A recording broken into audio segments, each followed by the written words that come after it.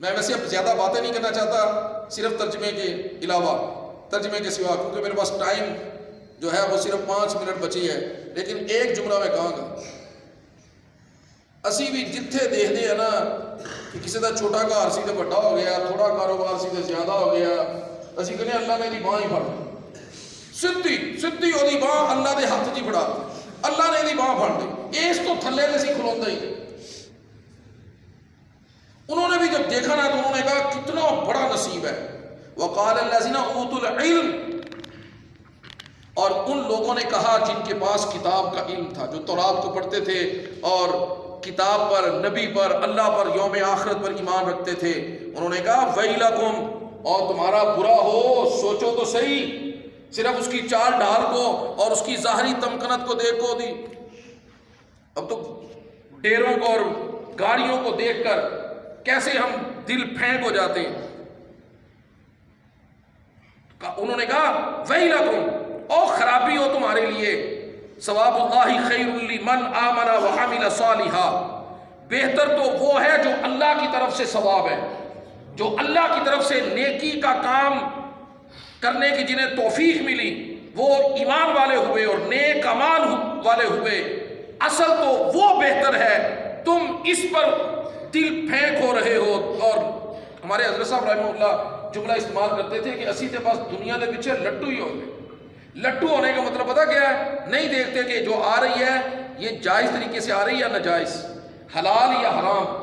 میں نے جمعے میں بھی لفظ بولے تھے کہ ہم سود کو، رشوت کو اور 2 نمبری کو ہم مسلمان کرنا چاہتے ہیں۔ ہم چاہتے ہیں کہ سود مسلمان ہو جائے، یعنی مسلمان کا مطلب کہ سود کسی طریقے سے حلال ہو جائے، رشوت کسی طریقے سے قرآن و سنت میں جائز ہو جائے، ہم ان چیزوں کو جھوٹ بول کر سودا بیچنا کسی طریقے سے جائز ہو جائے، بس حق گوئی ختم کر کے، حق کو چھپا کر، بس دوسروں کی خوشامد کر کے جیبیں گرم ہو جائیں تو، اور اسی میں اسی کا نام دین کی تبلیغ رکھ دیں اور عشق مصطفیٰ رکھ دیں اور آقا کی ثنا خوانی رکھ دیں اور کچھ بھی کریں، بس جو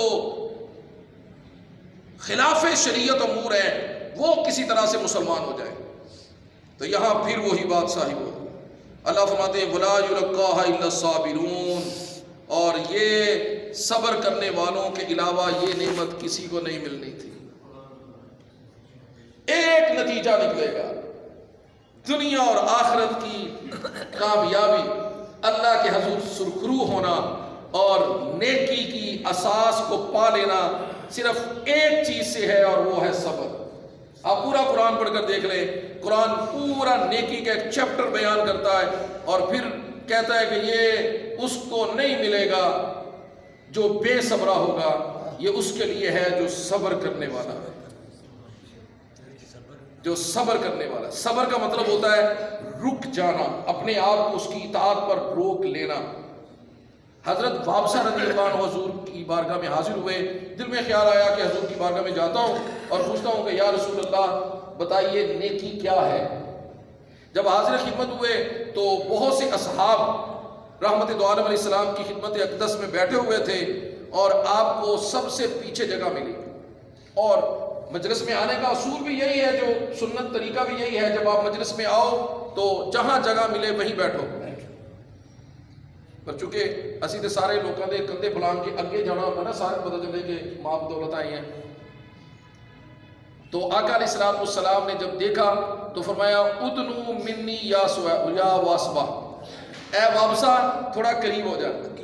وہ ایک صف آگے آگے، آقا علیہ السلام نے پھر فرمایا اور قریب ہو جا، اور قریب ہو جا، یہاں تک کہ وہ ایک ایک صف قریب ہوتے ہوتے ہوتے ہوتے پہلی صف میں آ گئے۔ جب پہلی صف میں آ گئے تو اللہ کے حبیب نے فرمایا ادنو منی، اور یار ہور نیڑے ہو جائے۔ کتنے مہربان ہیں، کتنے شفیق ہیں وہ رحمت للعالمین نبی، جو ہمیں اپنے قریب کر رہے ہیں، اور ہم دنیا کی حوث میں اور ہرس میں اور طمع میں ان سے دور ہو رہے ہیں۔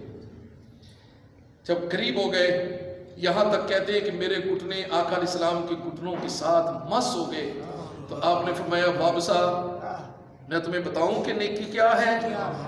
ہائے ہائے، میں بتاؤں کہ نیکی کیا ہے؟ عرض کیا میرے ماں باپ آپ پر قربان ہو یا رسول اللہ ضرور بتائیے.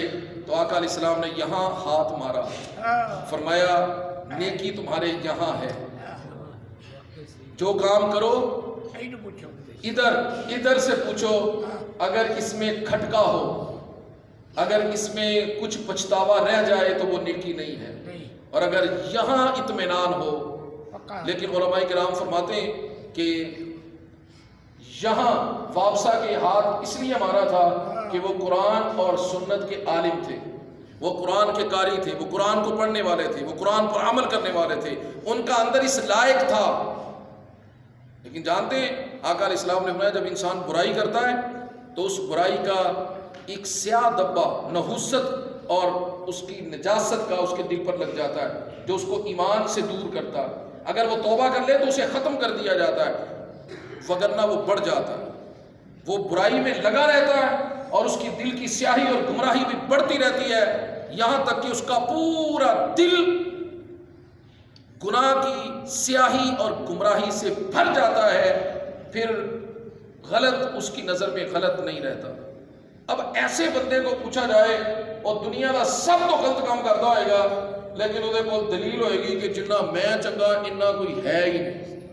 اللہ کہتا ہے وَإِذَا قِيلَ لَهُمْ لَا تُفْسِدُوا فِي الْأَرْضِ، جب ان سے کہا جائے کہ زمین میں فساد نہ پھیلاؤ تو قَالُوا إِنَّمَا نَحْنُ مُصْلِحُونَ، وہ آپ کو کہنے لو ساڑھے نانوں زیادہ صلح پسند ہو کیڑا ہونا ہے. الا انہم هم المفسدون، اللہ فرماتے ہیں حالانکہ یہی فساد کرنے والے ہیں. ولکن لا یشعرون، لیکن انہوں آپ نہیں پتا. حضرات اس سے پہلے کہ ہمارے مزاج ایسی ہو جائے کہ ہمیں نیکی اور برائی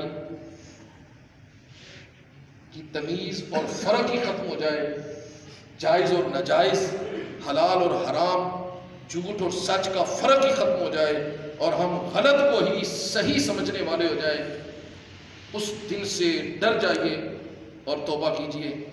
آپ میرے لیے دعا کریں، میں آپ کے لیے دعا کروں. اللہ ہمیں نیک اعمال کرنے کی، اعمال صالحات کا اختیار کرنے کی توفیق نصیب فرمائے. وآخر دعوانا ان الحمد للہ رب العالمین. جیسا میں نے جمعہ